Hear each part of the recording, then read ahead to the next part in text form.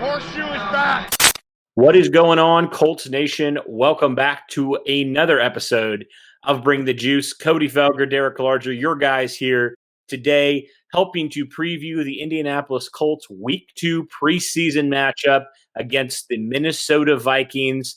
This game's going to be a little bit more telling on where the Colts are. The Colts do plan to play a lot more of their starters in this game. And it's a weird game because it's on a Saturday night. It's not on a Sunday. It's a little bit odd. I always want to say Sunday night, but it's a Saturday night game. And so, Derek, how excited on a scale from 1 to 10, even though it is preseason, for another Colts football game? Oh, it's not an 11, man. I mean, come on. I'm super excited.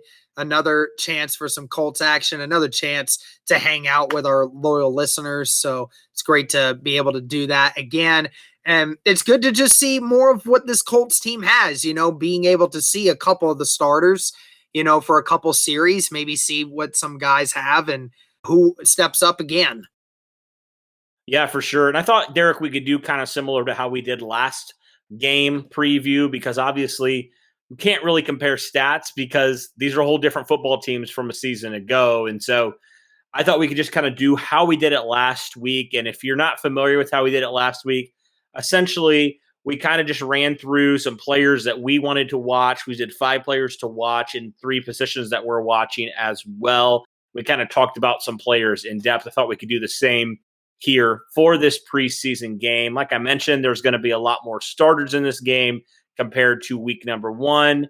So, Derek, let's start there. We'll switch it up today. We'll start with the 3 positions that we are watching the most closely, the positions that we would say are under the biggest microscope for us right now. What would your first position be that you're watching in this game? I would say it has to be the offensive line for me. I want to see if any of these guys, particularly the left tackle position, steps up and, provides that sort of stable connection there on that side until Eric Fisher comes back. And, we saw that Eric Fisher was out there today with a helmet for certain times. I mean, take with that as you wish. But, nevertheless, I think that means that Fisher might actually be a lot closer to coming back than some of us might actually think. But if he were to miss some time, still, we need to figure out, who's going to really be that left tackle right now. A lot of people think it's Holden, but, Holden really hasn't separated himself at all. So I want to see who is it at that left tackle spot specifically can, start to rise above the others. It's an issue even now. It's crazy that it's still an issue. I mean, my goodness, how many guys have you tried out there at left tackle, and none of them have seemed to be able to hold down the fort?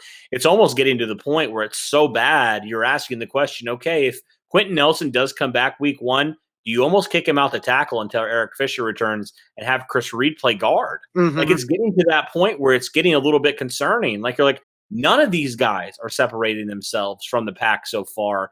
I would like to see Tevy over there a little bit more. I mean, he's not perfect at all. I mean, he's not even – I would hesitate to say he's even decent at this point. But, I feel like you got to try it. Will Holden has not been cutting it so far. And you just got to try one of these guys and hope that something clicks with one of them.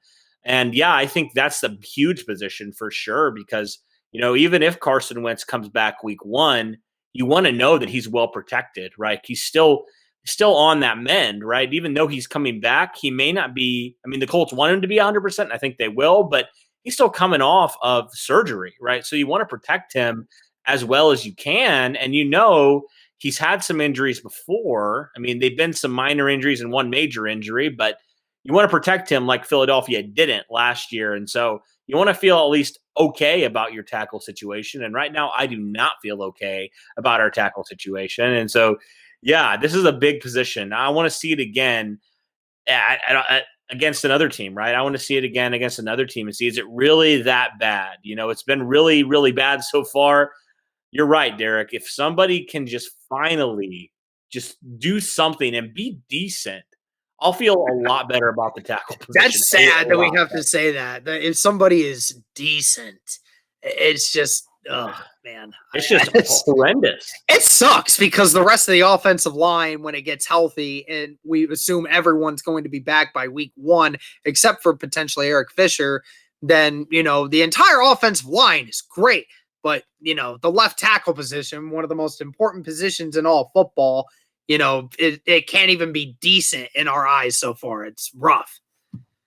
Yeah, I do wonder, man, like if it's really that bad, what if the Colts went after a veteran? I know we had a couple other guys that we were like pointing to, like I don't know if Russell Okung's still on the market, but one of those veteran offensive tackles for a couple weeks, if it gets to that point where it's just like this is horrible, kind of like what happened last year when the Colts were down tackles and they had to sign Jared Veld here kind of last minute and he ended up working out really well. What if they did a similar situation with one of these veteran guys? Say, hey, we need help here for a couple weeks at tackle. I hope it doesn't get to that point, but what if it does get to that point where the Colts feel like they need to go outside their building to find somebody? Right, exactly. I mean, it's gonna be difficult to really see. It is almost to the point where you're right. The notion of moving Nelson to left tackle and making Chris Reed the left guard sounds very entertaining at this point, given we know what Chris Reed's able to do and Nelson being, serviceable at left tackle. We've we've seen it work before last season in the limited snaps we did, and it seems like the best option at this point. And we've been against moving Nelson to left tackle permanently, right? We've been against that because I don't think that's the right move. But I think, yeah, if it gets to this point, and we also didn't expect the tackle position to be this bad, right? We thought at least one of these guys was going to be decent and hold down the fort until Eric Fisher did return. I think the Colts felt the same way. They signed Sam Tevy, who they felt like had a lot of upside. Will Holden showed you some good things. Both these guys have been absolutely outright terrible so far. And that's just something you don't expect. I think the Colts haven't expected it so far. Now, they're not to the point where they're panicking yet. Obviously, they haven't brought in anybody yet. But yeah, I think certainly if it continues this trend, I could very well see them either doing that or go and signing a veteran offensive tackle who has some experience to really hold down the fort until Fisher does return. But I feel like those are just worst case scenarios. And unfortunately, it's been a worst case scenario so far, I feel like, with the tackle position. But definitely something we're going to monitor and keep an eye on here in week number 2. I think we got to go with quarterback as well, Derek. I mean, Sam Ehlinger getting the first team snaps this week, pretty much the entire first half. And I'm really intrigued. Say Sam Ehlinger goes out and struggles. Now, not going to say he will because he could be really, really good. But if he's struggling, do the Colts bring in Jacob Eason, say, the second quarter, right? Because they said, and they publicly said, he's going to get the first half so far. But what if he is struggling? And we know how well Jacob Eason's been playing recently. Like, could that be something that could actually be realistic? I don't know if it is. I'm not saying it is, but I'm just going to keep an ay on that, on the quarterback play, on how Sam Ehlinger's playing in that first quarter and first half. And then what the Colts feel like they need to do. Maybe it divvies out the way that they expect. But you never know, man. You never know. What are your thoughts on this quarterback position now? Well, I mean, yeah, I'm the kind of the same way as you, wanting to know, how far are they actually going to push that. I'll be honest, man, from the very beginning that I don't necessarily like anymore seeing what I saw from Eason. I don't like the fact that now Ehlinger is going to get the first team snaps and now Eason is going to get primarily the second, third, maybe fourth string guys going against him now. I don't like that because we just saw Jacob Eason against the second stringers of Carolina go out there, put on a show, and over the last few days has been a absolute dime over there on the field over these last 2 practices, has been damn near perfect. And you're now telling me that the guy who, struggled yesterday and he barely threw 60%, he couldn't run the offense very well from what I was hearing. You're still telling me that guy's going to get the first team reps and is going to get the first half. I'm not a fan of it. I'm not. I really just want to see more of what Eason can do. Now I'm hoping Ehlinger, with the chance that he gets, goes out there, does what he needs to do, makes plays, all things considered. It'll be interesting to see who the Vikings actually put out there to play for this early part of the scrimmage as well. But like you said, if he starts doing bad, do they just stick it out with him through the first half? Or do they say, okay, we've seen all we needed to see, Eason time now? I mean, it sucks because I kind of want to see more of Eason getting that opportunity versus Ellinger at this point, because we've seen what Eason's been able to do with the higher seeded guys versus what Ellinger's been given. Yeah, I mean, I kind of look at it both ways. Like, I see what you're saying. Like, and this is, I think, in this scenario that you are definitely saying Eason is the guy you're going with. I don't think the Colts quite know yet. I feel like they feel like, oh man, he's been improving. We like to see that. But I see what they're doing as well. It does suck that last week Carolina didn't play their starters, but I think they kind of had this plan before they knew. So it just kind of sucks the scenario where Ellinger's going to see a lot more of starting guys as opposed to what Jacob Eason saw in week number 1. But yeah, if he is your starter, I definitely see it from that standpoint, because I'm like, man, I would like to see him against more starting guys, right? But also, I kind of get what the Colts are doing, and they have another preseason game to kind of figure it out.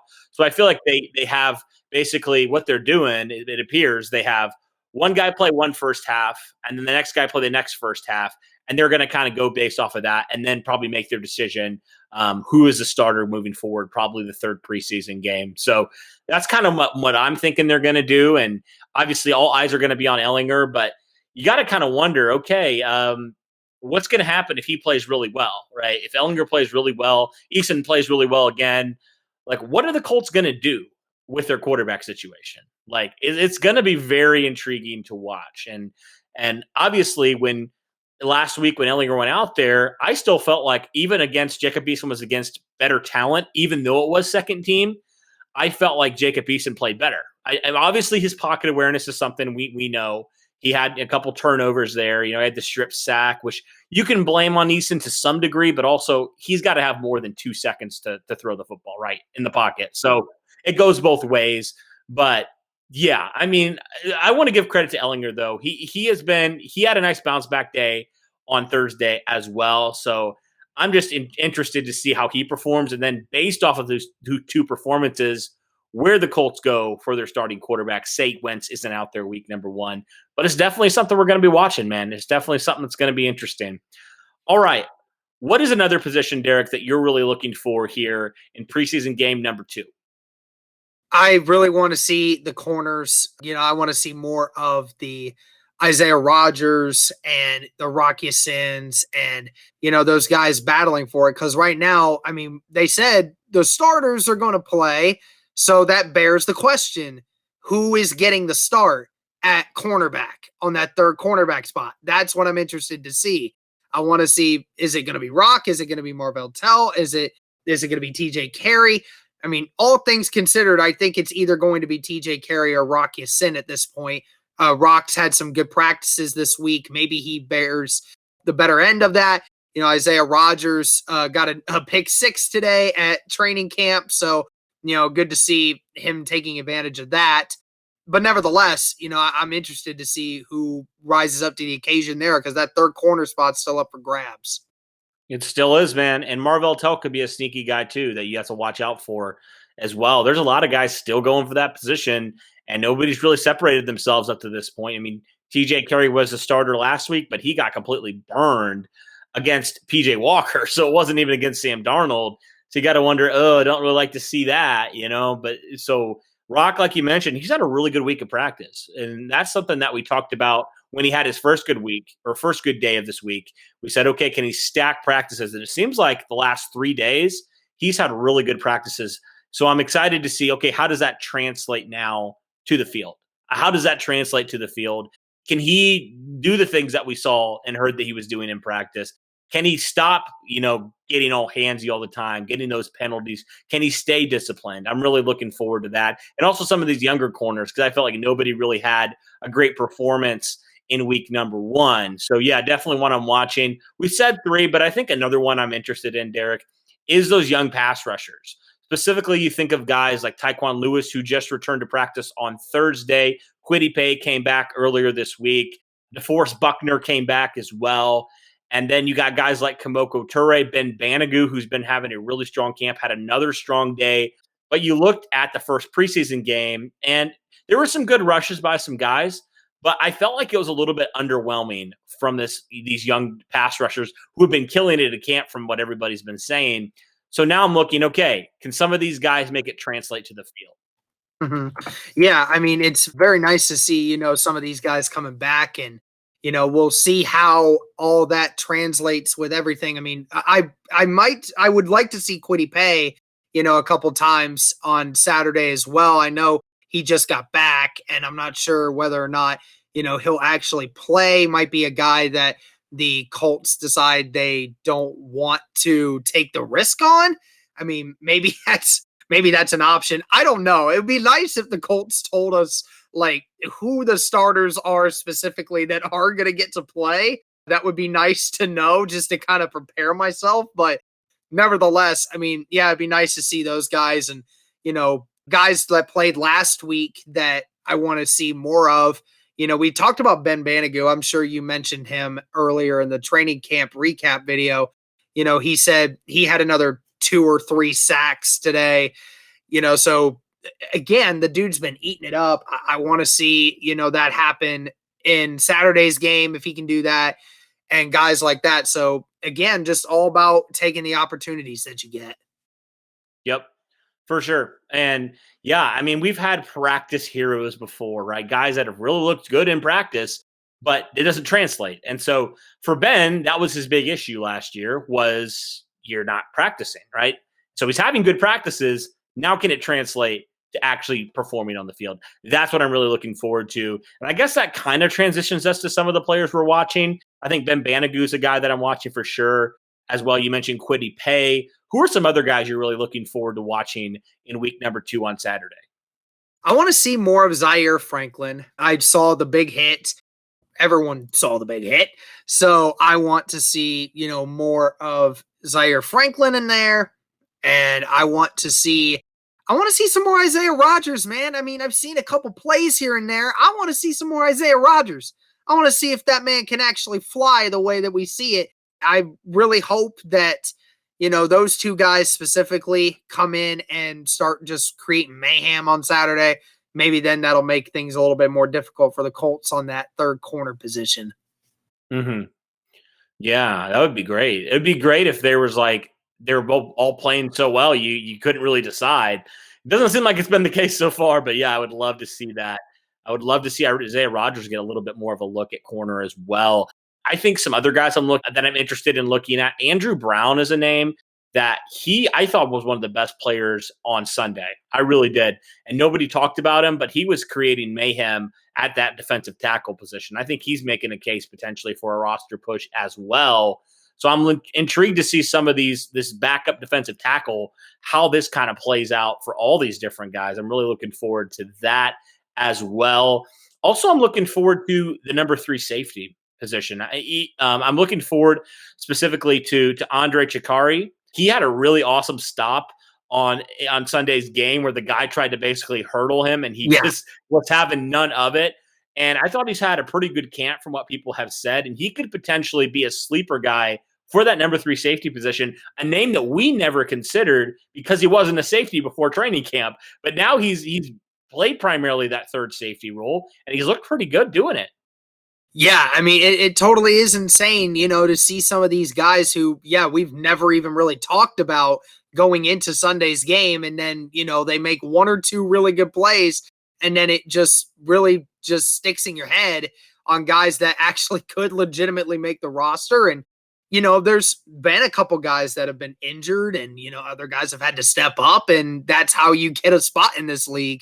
So you hope that he can make another play like that. And then, the next roster cuts come around, hopefully makes a couple more plays like that. And then, things might be moving in place for him. Mm-hmm. Well, we'd be remiss if we didn't mention some of these young pass catchers as well, right? Mike Strawn, the obvious one. The train seems to get bigger every week for Michael Strawn. The Mike Strawn hype train is getting bigger, Derek, and I think we're getting on board here. He has looked absolutely incredible. Thursday had another incredible catch. Nice throw from Eason there. He has looked great. And then you throw in guys like Tyler Vaughns, Tariq Black, and so many other guys, Desmond Patman, who were making plays. This could be a bigger battle than we initially thought for that number 5 and number 6 wide receiver spot. Yeah, I mean, it's insane. I mean, I thought this was going to be relatively easy for the Colts to pick, 6 guys, but we've got so many guys that are doing something now. It's hard to really wrap my head around all of this. I mean, Strawn at this point is basically just at this point, if he doesn't get hurt, he's making the roster. There's no question about it. I think even the Colts fans have all been in agreement on this. From everything we've seen in training camp, he's made a play every single day. Even today, made a great catch from Jacob Eason. Every day makes a play. And then it's at this point, who is the number 6 guy? I mean, it's Ashton Doolin's name is not promised anymore. We kind of said that. You and I both kind of said it. Oh, for special teams wise, yeah, Ashton Doolin is safe, but he's not safe anymore because Strawn has completely rerouted how the Colts are going to look at this group. Do you go with Patman, who has the physical attributes? Do you go with a guy like Tariq Black or Tyler Vaughns, the undrafted guys that can make contested catches? Do you go with DeMichael Harris or an Ashton Doolin who can help you on special teams? There's so many different guys. And the problem is we're not going to stash all of these guys. So somebody's eventually going to walk and somebody's going to go, and it's going to suck because some of those guys do really good. It's a good problem to have, but it's still a problem because there's so many good options to choose from. Yeah, you said it there. And I do think ultimately they will end up keeping the guy that plays special teams. I think you kind of have to right now, especially with how important special teams are. I mean, I heard it from, I think it was Kevin Bowen a couple of days ago when he was talking about this wide receiver group. He said, a guy like Ashton Doolin, who can down a punt down inside the 5, say, or something like that, can do some of that work on special teams. That's so much more valuable than a wide receiver that's never going to see the field, right? So that's why I think for that number 5/number 6 wide receiver, at least for one of those spots, you kind of got to go special teams because those guys are going to have a bigger impact on the outcome of a game than, say, the guy that has more of the physical attributes. I mean, unless these other guys are really, really good on special teams, I just don't see the Colts not getting a wide receiver that can play special teams. It just doesn't make a whole lot of sense to me. But you're right, it does suck because I want all these guys to make the roster. I think they've all made really strong cases for it. I want to see more of them. I want to keep all these guys because they're young and they're exciting. But we already know the top 4 wide receivers, and unfortunately, you can only keep 2 more guys. And hopefully, the Colts we think the Colts are going to keep Strawn. So really, there's only one more spot that's up for grabs. Mm-hmm. Yep. I mean, Strawn has, like I said, he's practically secured that 5th wide receiver spot. All just a matter of who is the number 6. Yeah. So, I mean, I do hope they keep as many guys as they can on the practice squad because I don't want to lose these guys. I really don't. Yeah, right. But I'm looking forward to seeing how they're going to ball out here in week number 2. But guys, that'll do it for our kind of preview of this game. Not really a whole lot regarding the Minnesota Vikings, more so just on the Colts and some roster battles going on. Players we're going to watch in this game. But thank you guys so much for tuning in. Really appreciate all your support. Going to be a lot of fun on Saturday. We're going to have the pregame show. We're also going to have the live play-by-play, Derek. I think you're going to do that again. I'm not 100% sure. 100%. We haven't talked about that yet, but yep, I think you'll do it. I'm pretty sure. Yep, 100%. Okay. And then we'll also have probably a post-game show like we did last week. And then we'll do a recap as well. So there'll be a lot of content coming out Saturday and Sunday. We hope you guys will check that out when it does come. We hope to see you there. Thank you guys so much for tuning in. And as always, go Colts.